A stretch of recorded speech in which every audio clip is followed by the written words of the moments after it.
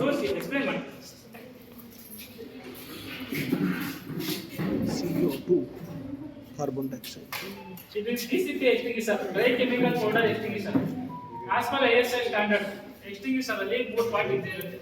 ಅದು ಯಾವ ತರ ಎಕ್ಸ್ಟಿಂಗ್ವಿಷರ್, ಅದು ಯಾವುದಕ್ಕೆ ಯಾವ ಟೈಪ್ ಆಫ್ ಫೈರ್ಗೆ ಯೂಸ್ ಮಾಡಬೇಕು ಮೆನ್ಷನ್ ಮಾಡಿರ್ತಾರೆ. ABC 3 ಟೈಪ್ ಆಫ್ ಫೈರ್ಗೆ ಯೂಸ್ ಮಾಡಬೇಕು ಅಂತ, ಮತ್ತೆ ಯಾವ ಟೈಪ್ ಆಪರೇಟ್ ಮಾಡಬೇಕು ಅಂತ ಆಗಿರ್ತಾರೆ. ಇದು ಕೊಟ್ಟಿದ್ದಾರೆ ಚಿಕ್ಕದಾಗಿ, ಯಾವ ಟೈಪ್ ಆಪರೇಟ್ ಮಾಡಬೇಕು ಅಂತ ಕೊಟ್ಟಿರ್ತಾರೆ. ಫಸ್ಟ್ ನೀವು ಈ ಎಕ್ಸ್ಟಿಂಗ್ವಿಷರ್ ಅಲ್ಲಿ ತಿಳ್ಕೊಬೇಕಾಗಿದೆ ಏನಂದ್ರೆ, ಎಕ್ಸ್ಟಿಂಗ್ವಿಷರ್ ಇಂದ ನೀವು ಯಾವ ಫೈರ್ ಹಾಕ್ಸ್ಬೋದು. ಎಕ್ಸ್ಟಿಂಗ್ವಿಷರ್ ನ first aid fire fighting extinguisher ಅಂತ, ಪ್ರಥಮ ಚಿಕಿತ್ಸೆ ಅಗ್ನಿನಂದಕ ಅಂತ. ಈಗ ಯಾರೋ ಸಡನ್ ಆಗಿ ಪ್ರಾಬ್ಲಮ್ ಆಯ್ತು ಅಂತಂದ್ರೆ, ನಿಮ್ಮಲ್ಲಿ ಯಾರು ಸ್ವಲ್ಪ ಮೆಡಿಕಲ್ ರೀಸನ್ ಬರೋಂಥವ್ರು ಕೈ ಮೇಲೆ ಎತ್ರಿ, ಸ್ವಲ್ಪ ಇದು ಮಾಡಿ, ವಾಟರ್ ವಾಶ್ ಮಾಡಿ, ಈ ತರ ಎಲ್ಲ ಹೇಳ್ತಾರಲ್ಲ, first aid fire fighting extinguisher. Last fire ನ ನೀವು ಎಕ್ಸ್ಟಿಂಗ್ವಿಷರ್ ಅಲ್ಲಿ ಹಾಸಕ್ ಆಗಲ್ಲ. ಯಾಕೆಂದ್ರೆ ಇದು ಡ್ಯೂರಬಿಲಿಟಿ ಬಂದ್ಬಿಟ್ಟು ಫುಲ್ ಸೇಫ್ಟಿ ಪಿನ್ ಆಯ್ತಾ, aim towards the base or seat of the fire. ಹಂಗಂದ್ರೆ ಬೇಸ್ ಫೈರ್ಗೆ ಇಲ್ಲ ಅಂದ್ರೆ ಮೇನ್ ಫೈರ್ ಆಗಿರೋ ಜಾಗಕ್ಕೆ ಏಮ್ ಮಾಡಿ ಅಂತ. ನೆಕ್ಸ್ಟ್ ಸ್ಕ್ವೀಸ್ ಇದು ಪ್ಲೆಂಜರ್ ರಾಡ್ ಅಂತ, ಸ್ಕ್ವೀಸ್ ಅಂದ್ರೆ ಇದನ್ನ ಪ್ರೆಸ್ ಮಾಡಿ, ಇಲ್ಲ ಅಂದ್ರೆ ಇನ್ನೊಂದು ಟೈಪ್ ಅಲ್ಲಿ ಸ್ಕ್ವೀಸ್ ಅಂತ ಬರುತ್ತೆ, ಅದನ್ನ ಓಪನ್ ಮಾಡಿ ಪ್ರೆಸ್ ಮಾಡಿ ಅಂತ ಹೇಳಿ. ಆಮೇಲೆ ಸ್ವೀಪ್ ಸೈಡ್ ಬೈ ಸೈಡ್, ನೀವು ಕಸ ಹೊಡಿತೀರಲ್ಲ ಹಿಂಗ್ ಸೈಡ್ ಬೈ ಸೈಡ್ಗೆ, ಆ ತರನೇ ಯಾಕೆ ಮಾಡ್ಬೇಕು ಅಂತಂದ್ರೆ, ಇದು ಪ್ರೆಷರ್ ಇಂದ ನಾಸಲ್ ಮುಖಾಂತರ ಆಚೆ ಬರುತ್ತೆ. ಇದರಲ್ಲಿ CO2 ಗ್ಯಾಸ್ ಕಾರ್ಟ್ರೇಜ್ ಇರುತ್ತೆ. ಗ್ಯಾಸ್ ಕಾರ್ಟ್ರೇಜ್ ಎಕ್ಸ್ಪೆಲ್ಲಿಂಗ್ ಏಜೆಂಟ್ ಅಂತಾರೆ ಅದಕ್ಕೆ, ಹಂಗೆ ಹೊರ ಹಾಕುವ ಮಾಧ್ಯಮ ಎಕ್ಸ್ಪೆಲ್ಲಿಂಗ್ ಏಜೆಂಟ್ ಇದ್ರೊಳಗಡೆ ಇರುತ್ತೆ. ಅದ್ರ ಆಚೆ ಬಿಡುವಾಗ ಪ್ರೆಷರ್ ಬರ್ತಲ್ಲ, ನೀವು ಒಂದೇ ಏಮಲ್ಲಿ ಅದು ಇಡ್ತಾ ಇದ್ರೆ ಅದು ಅದರಿಂದ ಬೇರೆ ಇನ್ನೊಂದ್ ಕಡೆಗೆ ಎಗರೋ ಚಾನ್ಸಸ್ ಇರುತ್ತೆ. ಇದು ಪ್ರೆಷರ್ ಹೋಗಿ ಅದಕ್ಕೆ ಹೊಡೆದು ಅದರಿಂದ ಬಿಟ್ಟು ಇನ್ನೊಂದ್ ಕಡೆಗೆ ಎಗರೋ ಚಾನ್ಸಸ್ ಇರುತ್ತೆ. ಅದಕ್ಕೆ ಸ್ವೈಪ್ ಸೈಡ್ ಬೈ ಸೈಡ್ ಅಂತ ಹೇಳೋದು. ಅದನ್ನ ನೋಡ್ಕೊಂಡು ಆ ತರ ಹಿಂಗೆ ಆರ್ಸೋ ತರ ಮಾಡ್ಬೇಕು ಅಂತ.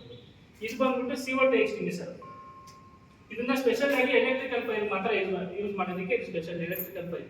ಯಾಕೆಂದ್ರೆ ಇದು ನಾನ್ ಕಂಡಕ್ಟರ್ ಆಫ್ ಎಲೆಕ್ಟ್ರಿಸಿಟಿ, ಹಂಗಂದ್ರೆ ವಿದ್ಯುತ್ ಅವಾಹಕಗಳು. ಇದರಿಂದ ನಿಮಗೆ ಇದು ಇದರಲ್ಲೂ ಸೇಫ್ಟಿ ಪಿನ್ ಮಾಡಬೇಕು. ಆಮೇಲೆ ಇದು ಕಂಟ್ರೋಲ್ ಬಾಲ್ ಅಂತಾರೆ. ಮೊದಲೆಲ್ಲ ಕಂಟ್ರೋಲ್ ಟೈಪ್ ಬಂದಿರಲಿಲ್ಲ, ಇವಾಗೆಲ್ಲ ಕಂಟ್ರೋಲ್ ಟೈಪ್ ಎಕ್ಸ್ಟಿಂಗ್ವಿಷರ್. ನೀವು ಪ್ರೆಸ್ ಮಾಡಿದ್ರೆ ರಿಲೀಸ್ ಆಗುತ್ತೆ, ಇದು ಬಾಲ್ ರಿಲೀಸ್ ಮಾಡಿದ್ರೆ ರಿಲೀಸ್ ಆಗುತ್ತೆ, ಮತ್ತೆ ಆಫ್ ಮಾಡ್ಕೊಂಡ್ರೆ ಆಫ್ ಆಗುತ್ತೆ. ಮೊದಲೆಲ್ಲ ನಾನ್ ಕಂಟ್ರೋಲ್ ಟೈಪ್ ಅಂತ ಇತ್ತು, ಒಂದ್ಸಲಿ ಪ್ಲೆಂಜರ್ ರಾಡ್ ಪ್ರೆಸ್ ಮಾಡಿಬಿಟ್ರೆ ಫುಲ್ ಖಾಲಿ ಆಗೋವರೆಗೂ ಅದು ಆಪರೇಟ್ ಸ್ಟಾಪ್ ಆಗ್ತಾ ಇದೆ. ಇದರಲ್ಲಿ ನೀವು ಇದು ರಿಲೀಸ್ ಮಾಡಿದ್ರೆ ಇದು ಐಸ್ ರೂಪದಲ್ಲಿ ಬರುತ್ತೆ.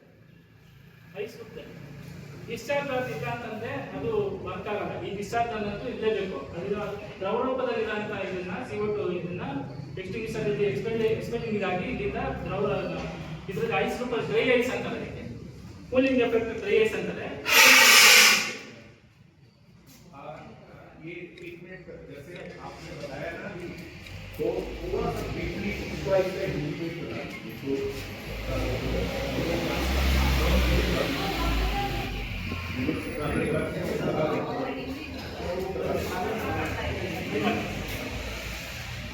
अभी इस एक्सटिंग्विशर को यूज करने में बोल रहे हैं. इस एक्सटिंग्विशर में स्टैंडर्ड रूल्स के तरफ से 3 इसमें लगाने चाहिए. वो एक इस तरफ का फायर एक्सटिंग्विशर है, ड्राई केमिकल पाउडर एक्सटिंग्विशर है. बाद में एक इस तरफ का फायर का यूज करना है, वो लगाते हैं. उसके बाद में ये कैसा यूज करना है, ये तीनों इसमें लगाता है एक्सटिंग्विशर. आप कब फ्री रहेगा वो एक्सटिंग्विशर लगा देगा, उस देगा लगाते हैं. बाद में वो ग्रीन मार्क है ना, तो रेड है ग्रीन है, मार्क में लीडर रहेगा तो वर्किंग कंडीशन में रेड में